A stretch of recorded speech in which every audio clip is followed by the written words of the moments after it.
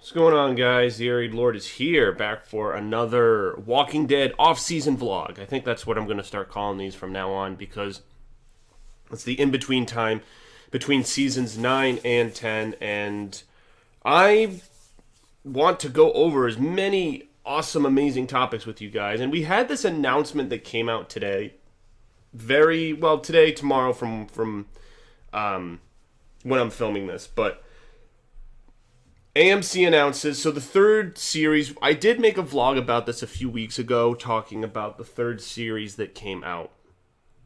And they only announced that a third series had been announced. But now there's some new details today that we can salivate over, per se. And it says, so AMC announces that this series, there's a couple, so the two biggest details, it's going to be two female protagonists.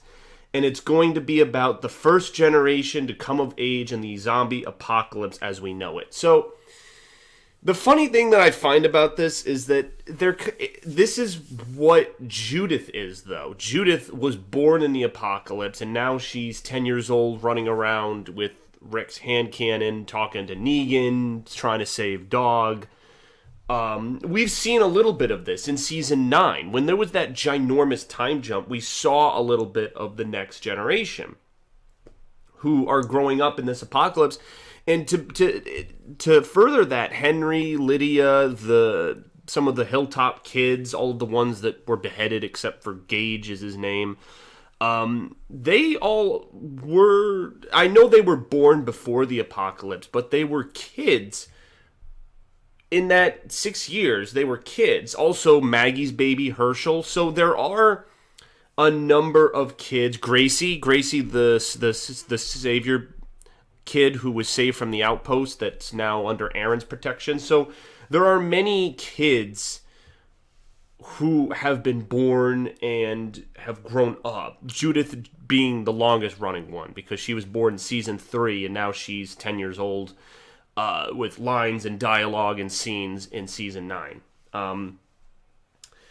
But I don't know what to think really. I mean, because I'm thinking, if any of you have played The Last of Us video game, there was a DLC for The Last of Us where you play as Ellie, and then you don't play as her, but you have scenes where you're with one of her friends. And this is before Ellie gets infected in that game.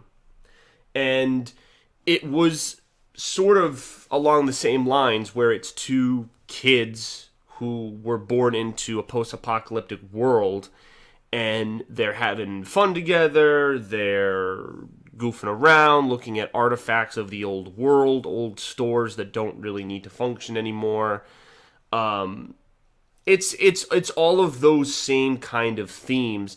It's a good DLC. I actually have a playthrough of it on my YouTube channel way back in 2014. If you guys want to search that, I could also leave it as a playlist link in the description of this video. But that was a long time ago when I still did video game content for the channel. But that was the first thing that came to mind when I thought about this. Two young female protagonists and focusing on the first generation. Robert Kirkman, of course, tweeted about it, more Walking Dead, whoa. But the thing is, he knew about this. They already announced that there was a third series coming. But I guess the solidification that we have is that it comes out in 2020. So AMC is launching the third Walking Dead series for 2020. So I guess that's the big news, that it's going to be coming out in 2020. That it's going to star two female protagonists who have come of age in the apocalypse. That is the major news. Okay, so I'm going through Entertainment Weekly, who is the originator of this article that Kirkman linked to, showing audience an unseen pocket of the Walking Dead universe steeped in a new mythology is a very cool way to celebrate a decade of the dead on TV. And over 15 years of Robert Kirkman's brilliant comics, said Gimple in the AMC release. Matt Negrete is one of the best writer-producers in The Walking Dead's long history, and I'm thrilled to be working beside him to tell stories unlike we've seen before, taking our first step into an even larger world. So it looks like Matt Negrete is going to be one of the leading showrunners on this show, it says. The series was created by Chief Content Officer Scott Gimple and Walking Dead writer-producer Matt Negrete, who will act as showrunner and will start production on 10 episodes this summer in Virginia to premiere in 2020. Wait a minute. Production on 10 episodes this summer in Virginia. So they're filming in Virginia, really? Because I see comments all the time where people forget this. Like, The Walking Dead films, The Walking Dead, the original Walking Dead, films in Atlanta, but the show takes place in Virginia. They've been in Virginia since season 5 when they went to Shire Wilts Estates and Tyrese died. They've been in, since season 5, episode 9, the group has been in Virginia and they haven't left. The Saviors, the Hilltop, the Kingdom, all of those groups are in Virginia. And we have those first discussions where Deanna explains what Alexandria was to Rick. So we've been in Virginia for quite some time now. So, but part of me wondered, why would they not film in Virginia? Because since they're there, wouldn't you want to film where they actually are? But I guess they've been in, I mean, you can always, they've recreated Georgia to kind of look like Virginia. Like, there's the scene where they go into the downtown D.C. and they tried to recreate downtown D.C., probably with some CGI and filming next to some historical buildings in Atlanta that you could pass off as DC-like buildings. So, but this is interesting. That was live. I just came across this, that they're filming this in Virginia, and that's to start this summer. This summer in Virginia, and it's set to premiere in 2020. Okay, so filming. So The Walking Dead and this third series, they're going to be filming at the exact same time. That's very interesting. They have not announced that any characters have... So there's a possibility, I guess, that characters from the other series, both Fear the Walking Dead and the original, might cross over to this show. So those are some other details. I'm beyond excited to be a part of this new show. Writing and producing for the original series. Let's see. Writing and producing for the original series has been the job of a lifetime. An honor to be working with Scott and all the fine dead folks at AMC in this new capacity. I can't wait for the fans of the franchise to see what we've been cooking up. So, this is going to feel different. Again, it's going to feel like the Last of Us video game in many ways, especially that DLC, because The Last of Us, you play as Joel and Ellie, which is almost like a Lydia to Daryl relationship, where you got the older guy and then you got the younger girl who could pass off as his daughter. That was very much how The Last of Us video game was structured by Naughty Dog. There's a sequel coming out that hasn't been released yet. That remains to be seen what that dynamic will be, and if it could be compared to this. But I think this is cool because both Fear the Walking Dead and The Walking Dead both started before the apocalypse. So when we had those first scenes in season 1 where we had Rick shot and then he woke up, we still started when the zombie apocalypse pretty much was at its precursor. And then with Fear the Walking Dead, we actually start before. So we start like way before the precursor. Now it looks like we're going to start like 6 years later, a year and a half later, like post. I would have to say that this is after the events of All Out War. Like the year, because there's 2 time jumps that we've dealt with in the show. After All Out War, from season 8 to 9, we had a year and a half.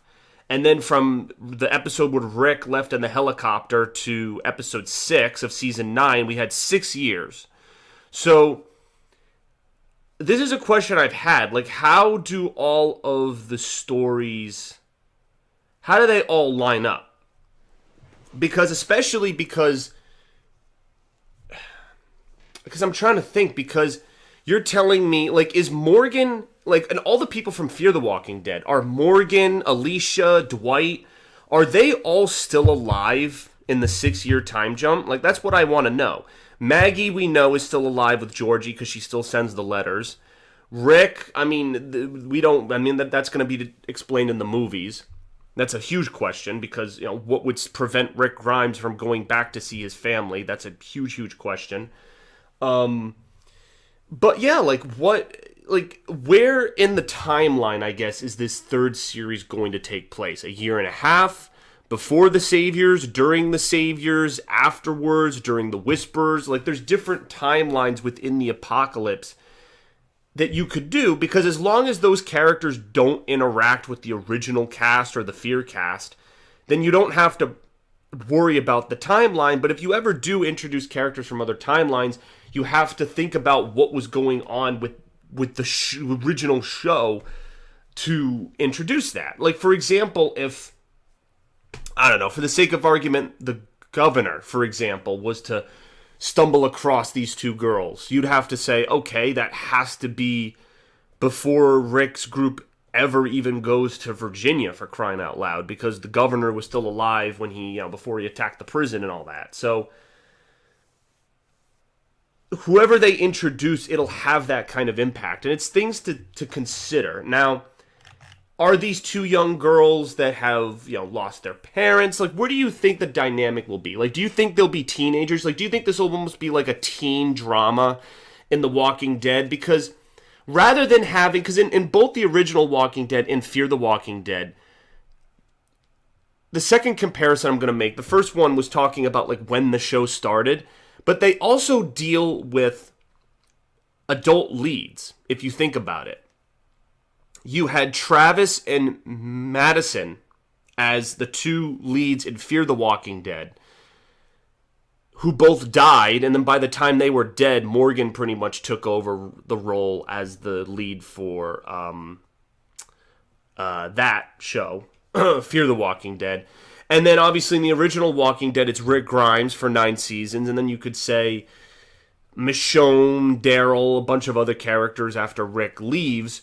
But could this be the first show like where it's teenagers, like it's young kids that have enough awareness, situational awareness, so it doesn't become a boring story? But could we focus on them primarily? Because, as I just said, Fear the Walking Dead and The Walking Dead, they focus very strongly on the adults, on how the adults are trying to solve the bigger problems of the world and what's going on out there. And maybe this is just a survival story amongst kids. Maybe they're trying to get somewhere. Like, there's many cool ways you can structure this plot. And so I just wanted to offer a few ideas of conjecture after announcing that news to you guys. I won't go too far into it, but with what we have shown so far, are you guys excited for this third series? Will you be watching the third series?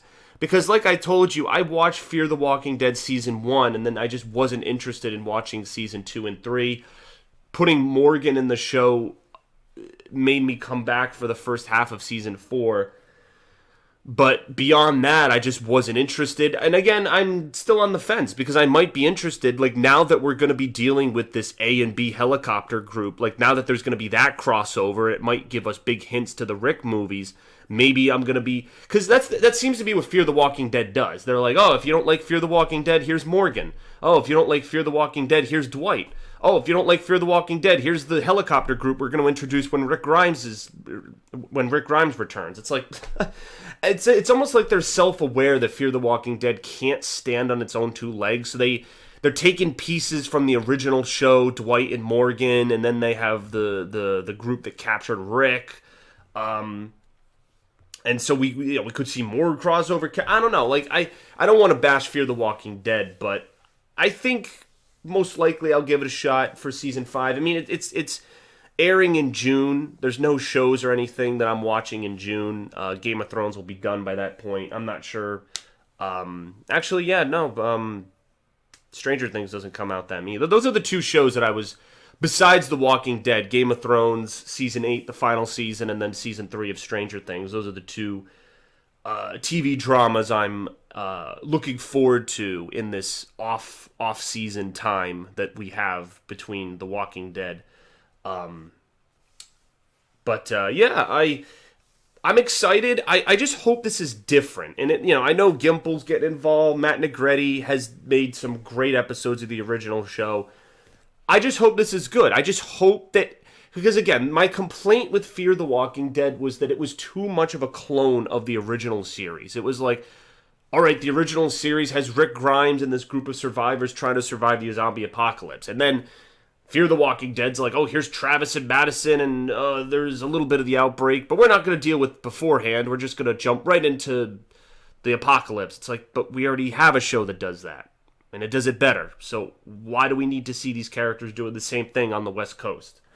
So I hope that we don't get that rinse, repeat, repetition where, everyone's like, oh, like, how do we kill a zombie? Like, oh, I didn't know you had to stab it in the head. Oh my gosh, when you die, you come back as a zombie no matter what. Like, I don't want, like, all of the same plot points that we know as an audience who's watched, both series over, how many seasons worth? Like 13, 14 seasons total between Walking Dead and Fear the Walking Dead. You have to assume that we're a bit, like, that we're smart and we know how this shit works. So I want new stuff, new groups, new conflicts, new dynamics, and some good actors and actresses. I'm interested to see who they cast for this. I'm not sure if they've already casted, because they are filming this summer, but filming in Virginia, that's interesting. I mean, again, if anything, you'll get new film locations, and I'm just excited to see. It'd be ironic, because there is an actual Alexandria, Virginia. There's a city called Alexandria in Virginia. That'd be funny if they tried to film there to, like, pay homage. Like, hey, like, we can't do this for the original show, but we'll do it for this. So, all right, guys, thank you for watching. Let me know what your opinions are. I mean, we keep getting details about this third series, and I think this is a cool twist. I think if it's teenage-focused and it's got some new themes, if we're continuing to deal with the apocalypse, like they assume we already know things about the apocalypse and we just keep moving forward, what's that going to look like? Comment below and tell me what you guys think, and be sure to subscribe for more awesome content. Thanks, guys. See you later.